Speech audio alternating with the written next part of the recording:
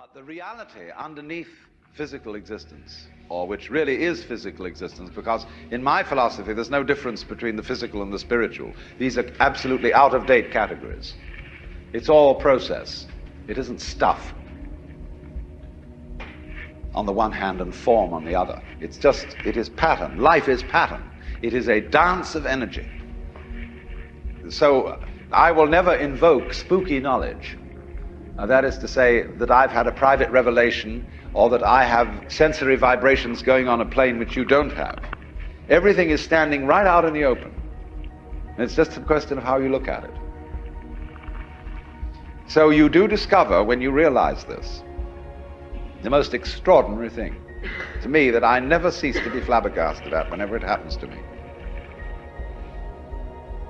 Some people will use a symbolism of the relationship of God to the universe, wherein God is, say, brilliant light,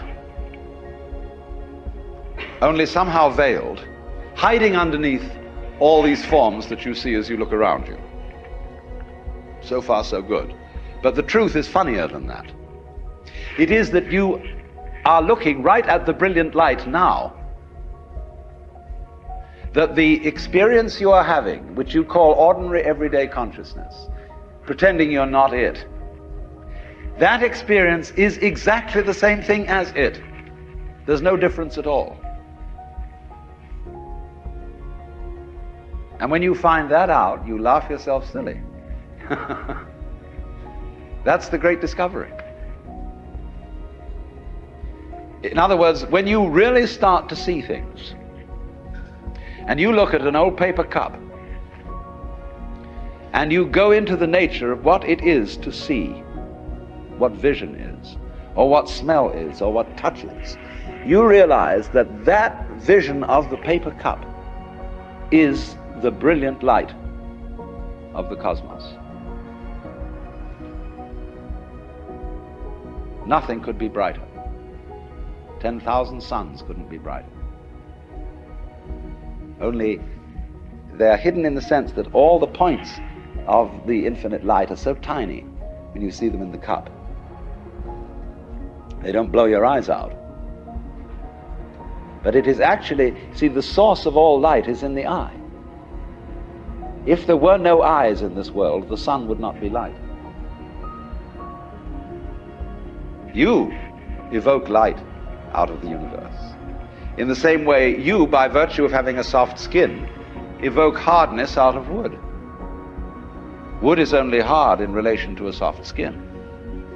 It's your eardrum that evokes noise out of the air. You, by being this organism, call into being the whole universe of light and color and hardness and heaviness and everything, you see?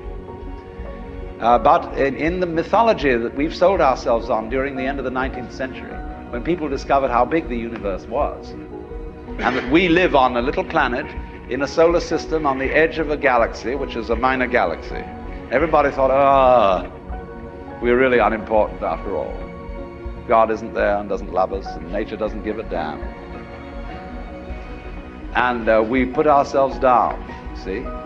But actually, it's this little funny microbe, tiny thing, crawling on this little planet that's way out somewhere, who has the ingenuity, by nature of this magnificent organic structure, to evoke the whole universe out of what would otherwise be mere quanta. There's jazz going on.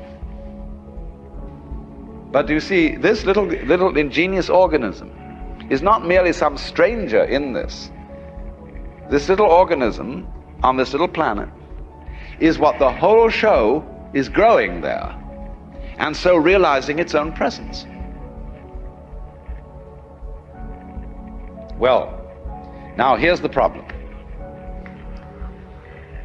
If this is the state of affairs, which is so, and if the consciousness state you're in at this moment is the same thing as what we might call the divine state, if you do anything to make it different, it shows you don't understand that it's so. So the moment you start practicing yoga, or praying, or meditating, or indulging in some sort of spiritual cultivation, you are getting in your own way. The Buddha said, we suffer because we desire. If you can give up desire, you won't suffer. But he didn't say that as the last word. He said that as the opening step of a dialogue. Because if you say that to someone, they're going to come back after a while and say, yes, but I'm now desiring not to desire. And so the Buddha will answer, well, at last you're beginning to understand the point.